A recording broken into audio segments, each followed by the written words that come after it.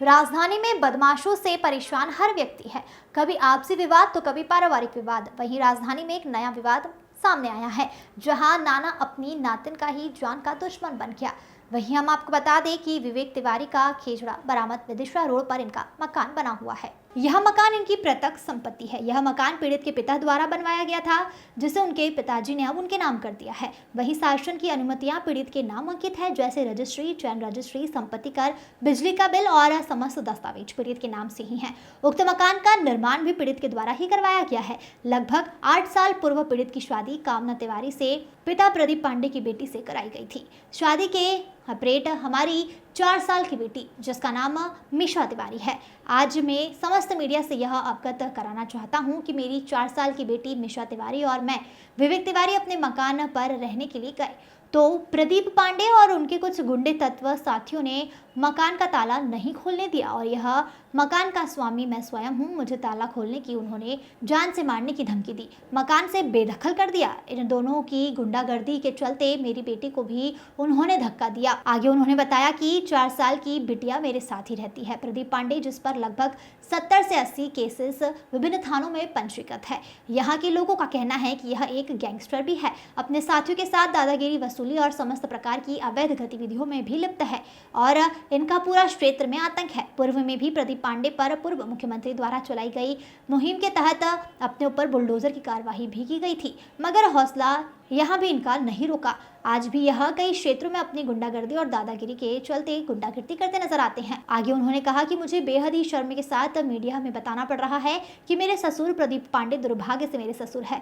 मैं इसे इतना भयभीत हो गया हूँ कि मुझे और मेरी 4 साल की बेटी को जान से मारने की और मकान की रजिस्ट्री मेरे नाम करने की धमकी दी जा रही है और कई बार मुझे फोन पर भी धमकियां देती है। यह मकान मेरे नाम करवा दो। आए दिन मेरे मकान में आकर ताला लगा देते हैं और अभद्रता के साथ यह भी कहते हैं कि मैं तुम्हें भोपाल में और इस मकान में नहीं रहने दूंगा।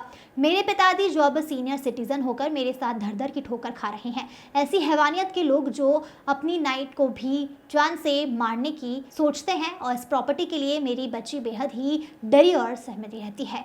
मैंने शासन और प्रशासन को कई बार अवगत भी कराया।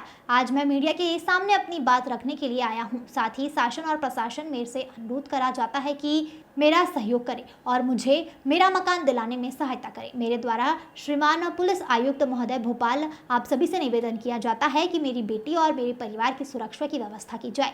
यदि कोई बड़ी घटना परिवार में हो जाती है तो इसकी पूर्णतः जवाबदारी शासन प्रशासन की होगी। शासन प्रशासन मेरे परिवार को पुलिस को करवाया जाए, मुहैया करवाया जाए और मेरा घर खाली करवा के मुझे दिया जाए, ताकि मैं अपने बच्चे और अपने घर वालों के साथ रहकर वहाँ पर सुकून से रह सकूँ और अपनी बच्ची का अच्छा पालन पोषण कर सकूँ। साहब, छोटी बच्ची को इसको धक्का मक्का दिया, उसके सामने मुझे मारा तो वो इतनी घबरा गई कि बिल्कुल अब किसी 2-4 लोगों के सामने बैठती भी है तो घबरा जाती, पापा पापा रोने लगती है।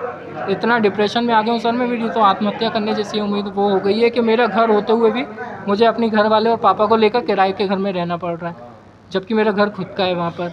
ये मेरे घर के डॉक्यूमेंट है सर, ये रखी मेरे नाम पर रजिस्ट्री। ये मैंने DIG से वो SP वो CP साहब को जो मैंने दिया है आवेदन, ये रखा हुआ इसका सील साइन। ये जो मेरे ऊपर इन लोगों ने पहले वो करा था कि मेरी वाइफ जो एक्सपायर हो गई हैं उनके ऊपर मेरे ऊपर झूठा मुकदमा डाल दिया था, ये मैं उधर से बरी होकर आ गया हूँ कोर्ट से। ये उसके पेपर रखे हुए हैं। सर मैं विवेक तिवारी हूँ, ये मेरे पिताजी हैं महेश कुमार तिवारी, ये मेरी बेटी है मिशा तिवारी। सर आज प्रेस कॉन्फ्रेंस रखने का ये वो है मैटर कि एक्चुअली मेरा घर है खेजड़ा बरामद में, जिस पे मेरे ससुर ने कब्ज़ा करके रखा हुआ है। सर कुछ टाइम के लिए हम लोग थे नहीं भोपाल में, जब वहाँ से वापस आए तो मेरा घर पर किसी दूसरे का ताला डाला था। मैंने ताला तोड़कर अंदर गया तो मेरे ससुर लोग आ गए अपने गुंडे लेकर। मेरे ससुर जो पहले ही गुंडे हैं, उनके ऊपर भोपाल के हर को मतलब थाने के अंदर 70 से 75 केस हैं, जहाँ मतलब मर्डर करा है उन लोगों ने, ये चरस गांजे का धंधा करते हैं, अवैध हथियार बेचना, ये सब इनका काम है, अवैध दारू बेचना ये इनका काम है। तो सर वहाँ पर मेरे घर पे कब्ज़ा कर लिया। अब एक्चुअली मेरी वाइफ एक्सपायर हो गई हैं 2022 में, तो मैं उस टाइम था नहीं भोपाल में। जब वापस आया हूँ अभी मैं कुछ दिन पहले, तो मेरे घर पे ताला डालता हूँ। हम लोग वहाँ पर गए तो उधर मेरे साथ मारपीट करी कि घर मेरे नाम कर, नहीं तो यहाँ से निकल ले, नहीं तो जान से मार दूंगा, भोपाल में रहने नहीं दूंगा, गायब कर दूंगा यहाँ से तुझे, तेरी बच्ची को, फैमिली को, किसी को नहीं बख्शूंगा। सर थाने में ऐसा है कि जैसे ही उन लोगों का नाम लेते हैं प्रदीप पांडे, वहाँ से फ़ोन चला जाता है उसके पास कि तू नाम पर तेरे नाम पर FIR आई है, वो आ जाते हैं थाने पर। वहाँ पर भी डराया धमकाया करते हैं लोग। किसी भी नेता मंत्री से फ़ोन लगवा दिया, प्रेशर डलवा दिया, कोई कार्रवाई नहीं होगी। अब सर प्रेस कॉन्फ्रेंस रखने का यही है कि सर आज शासन प्रशासन की आंखें खोलें कि ऐसे गुंडे जो घूम रहे हैं अपनी नातिन को नहीं बख्श रहे सर, वो कि छोटी सी बच्ची उसको ये है सर। मैं अभी CP साहब के पास मैंने आवेदन लगाए हैं, उनको बताया मैंने कि सर ऐसी ऐसी घटना हुई है मेरे साथ, वो कुछ भी मतलब कोई कार्रवाई नहीं हो रही है। तो उनने मुझे आश्वासन दिया कि कार्रवाई होगी। अच्छा, और सर मुझे आपके द्वारा ये चाहता हूँ मैं सर कि शासन प्रशासन की आंखें खोलें, इसके ऊपर कार्रवाई करें और प्लस मेरे को और मेरे परिवार को पुलिस प्रोटेक्शन दिया जाए, ताकि ये लोग प्रेस कॉन्फ्रेंस के बाद अगर कुछ भी होता है तो उसकी जो भी जवाबदारी है वो मतलब शासन प्रशासन की होगी और ये प्रदीप पांडे और इनके घर वालों की होगी।